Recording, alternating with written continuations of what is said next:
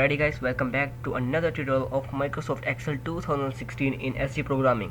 और आज के ट्यूटोरियल के अंदर मैं आपको कुछ कूल टिप्स और कुछ नए तरीके बताने जा रहा हूँ कि आप अपने टेबल के अंदर एक नई रो या एक नया कॉलम किस तरह इंसर्ट कर सकते हैं। तो लेट्स स्टार्ट। ये हमारा टेबल जो है पिछला टेबल ही है, जैसे कि मैंने आपको पहले भी बताया था कि हम 2-3 टेबल ट्यूटोरियल्स तक जो है इसके ऊपर ही काम करने जाएंगे, इसी टेबल के ऊपर।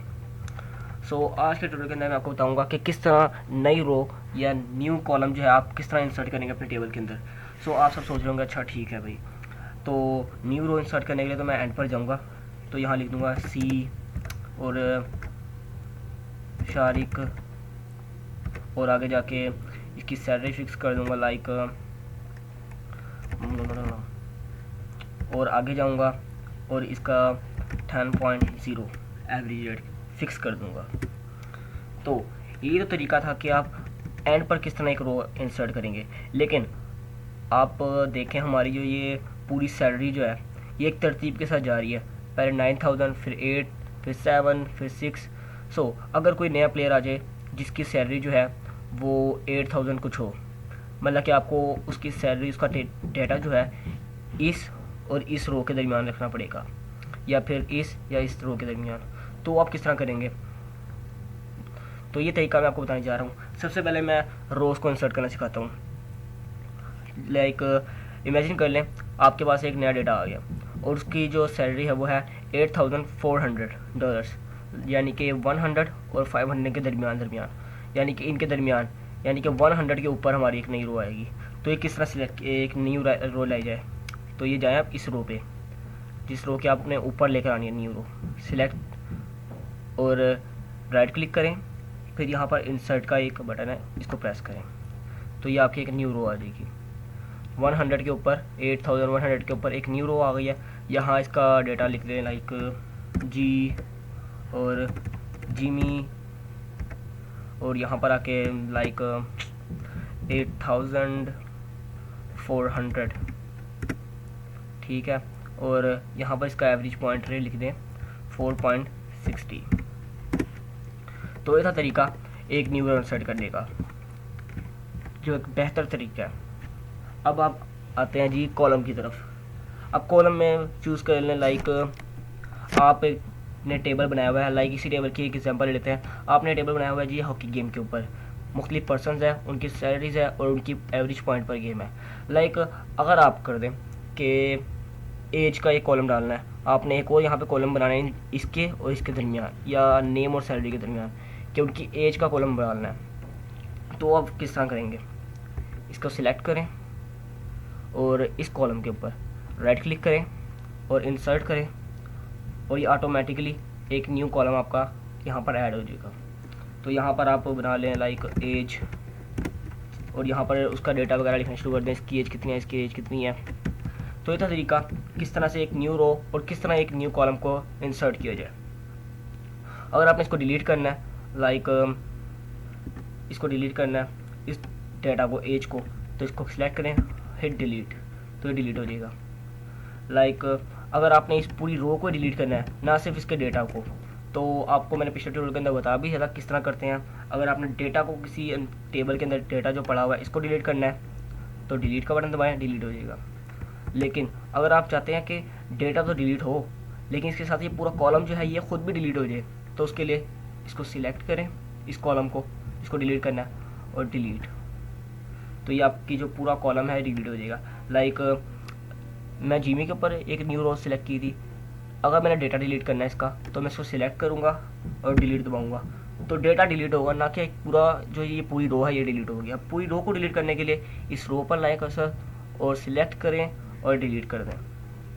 तो ये था तरीका कि आप किसी अपनी रो के अंदर या कॉलम के अंदर डेटा डिलीट किस तरह कर सकते हैं, या पूरी रो या पूरे कॉलम को किस तरह डिलीट कर सकते हैं।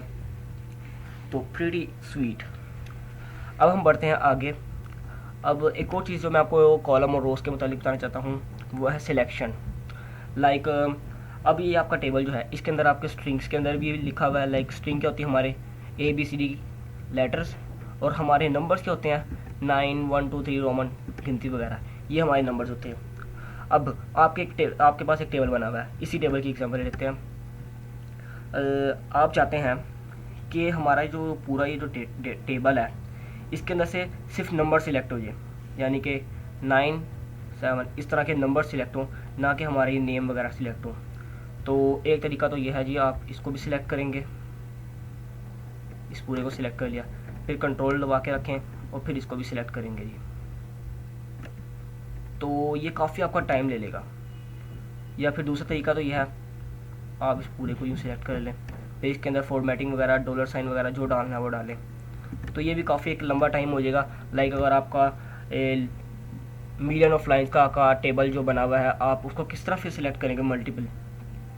या फिर अगर आपकी इस कॉलम और इस कॉलम के दरमियान एक और स्ट्रिंग का कॉलम बना हो, लाइक एज का या किसी भी ईमेल एड्रेस का बना होगा, तो आप इन दोनों को किस तरह सिलेक्ट करेंगे। आप चाहते हैं सिर्फ हमारे टेबल के अंदर जितने भी नंबर्स हैं वो सिलेक्ट हों, तो उसकी जो एक ईजीएस्ट वे जो है वो ये है, आप अपने होम के अंदर ही, होम टैब के अंदर ही एंड पर आएँ और ये एक बना हुआ है फाइंड एंड सिलेक्ट नाम का बटन, इसके अंदर जो ड्रॉप डाउन मेन्यू आ रहा है ये साइड पे, इस पर क्लिक करें और ये मुख्तलिफ ऑप्शन आ जाएंगे।